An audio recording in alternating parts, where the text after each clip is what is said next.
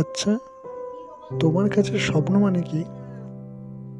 স্বপ্ন স্বপ্ন হলো ঘুমানো আর জেগে থাকার মাঝের জায়গা।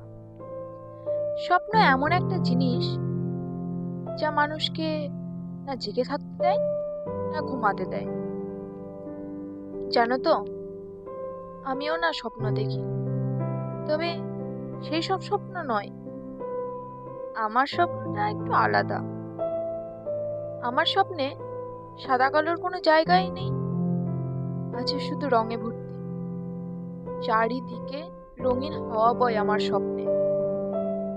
জানি না স্বপ্ন কোনোদিন সত্যি হয় কিনা, তবে স্বপ্ন দেখাটা তো আর বাদ দিতে পারি না।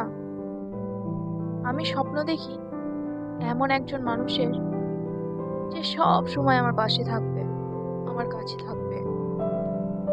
আমি ভয় পেলে, ভেঙে পড়লে আমার হাতটা শক্ত করে ধরে বলবে, আমি তো আছি তোমার পাশে, চিন্তা করো না তুমি।